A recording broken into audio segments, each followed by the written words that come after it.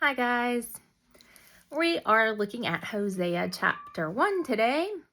So the book of Hosea opens by telling us that what follows is the word of the Lord which came to Hosea. So it's basically recording what Hosea was told by God.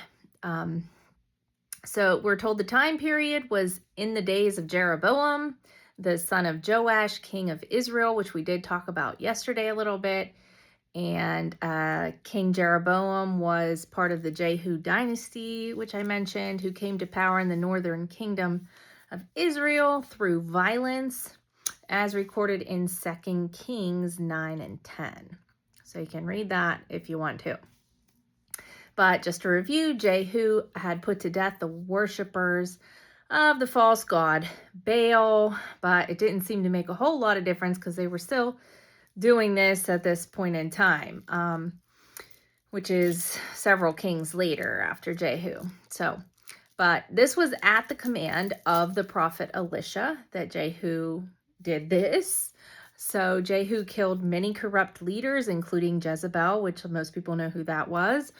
So God used Jehu and his kings that came after to judge Israel for their disobedience.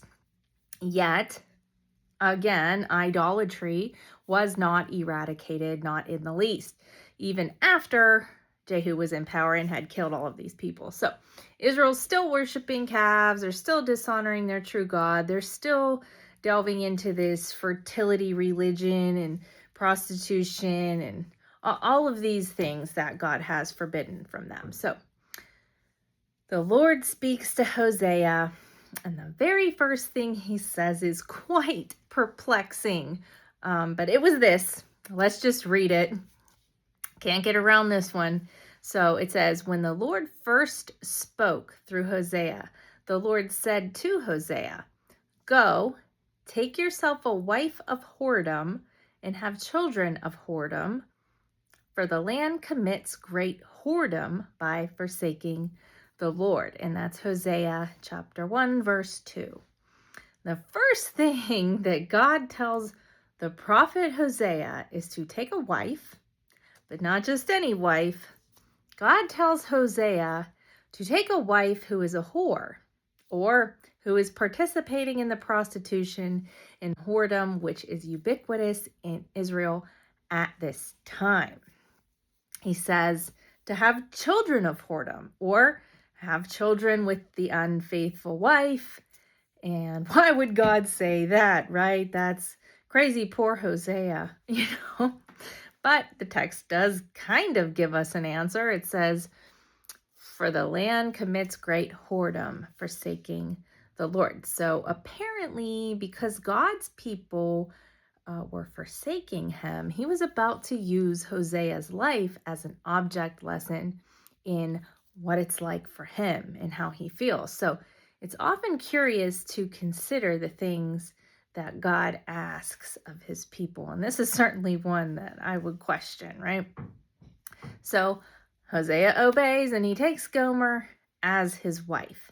The text tells us that she bore him a son, and God told Hosea to name the child Jezreel. The reason given for this name is because God says he's about to avenge the house of Jehu for the blood and violence shed when he took power. When Jehu killed the idolatrous leaders, as we talked about, he did so in a place called Jezreel. Again, curious that God would use Jehu to punish Israel and later turn around and punish Jehu for punishing Israel. Kind of makes us realize who's really in charge, right? It's not us. So that's one thing that I could never really wrap my mind around.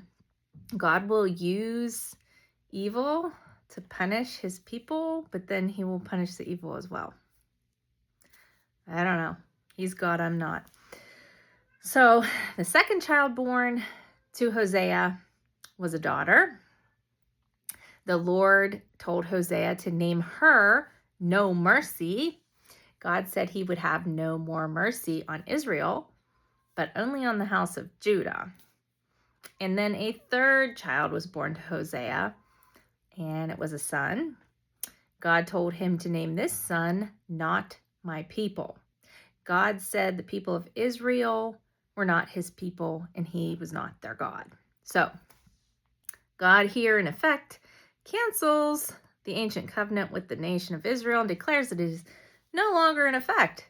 Yet, he offers hope in the next few verses. And this is what they say. Yet the number of children of Israel shall be like the sand of the sea. Sounds familiar, right? Like Abraham, I'll make your descendants as the sand in the sea. Anyway, let's just start that over. Yet the number of children of Israel shall be like the sand of the sea, which cannot be measured or numbered. And in the place where it was said to them, you are not my people, it shall be said to them, children of the living God. And the children of Judah and the children of Israel shall be gathered together, and they shall appoint for themselves one head. And they shall go up from the land, for great shall be the day of Jezreel. Hosea 1, 10, and 11. So, I think this is pointing us to something bigger. But although Jezreel was a place of violence and judgment, when Jehu came and took it over, the name itself means God sows or God plants. This passage is looking toward a future fulfillment in reality where God's people have a living relationship with him, not a dead, adulterous relationship with the false god Baal and a dead relationship with him because they're prostituting themselves to all of these other false gods. So although the northern and southern kingdoms of Israel did partially and temporarily come together after the Babylonian exile, the more obvious interpretation of this passage is the spiritual realities realized in God's true spiritual people coming together under one head, Jesus Christ, right? So our New Testament writers apply this passage to the church, to the spiritual seed of Abraham, the spiritual reality of believers in Jesus Christ. That is what this passage is applied to, ultimately, the ultimate fulfillment. So the followers of Jesus Christ, just as in our writers in Romans chapter 9, verses 24 through 26, which I just went through like a month ago or something, and 1 Peter 2, 9 and 10. So consider those passages. In Romans, it says, even us whom he has called, not from the Jews only, but also from the Gentiles, as indeed he says in Hosea. Our New Testament writer Paul is quoting this passage saying, those who were not my people, I will call my people. In her who was not beloved, I will call my beloved. In the very place where it was said to them, you are not my people, there they will be called sons of the living God. Romans 9, 24 through 26. So our New Testament writer is applying this to the church, to those who follow Jesus Christ. Okay, those are God's people. Those are the true Israel. Those are the true Jews, as we saw all through Romans.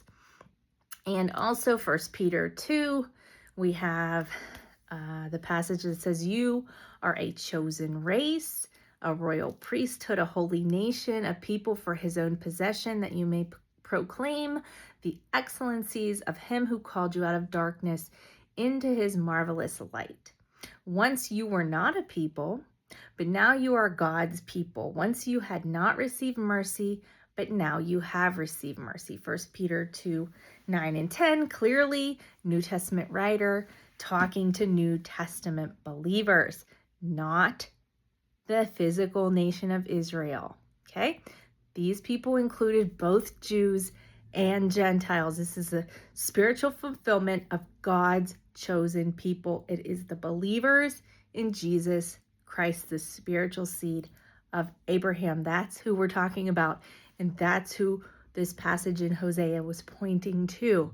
When God says, not my people, he's talking about the ancient covenant that he made with a nation of Israel who is now worshiping a demon god, worshiping themselves, worshiping sex, worshiping nature. He says, not my people, no mercy. But yet, the descendants of the true Israel will be as the sand in the sea, too numerous to count. That is the people of God, the collective people of God, the believers in Jesus Christ from every nation, Jews and Gentiles. So God is introducing the new covenant, a new covenant, or the new covenant that we know of the New Testament, right? He's using Hosea's life to parallel the ways in which he's going to deal with the people who have strayed so far from the truth and the love that he has demonstrated toward them.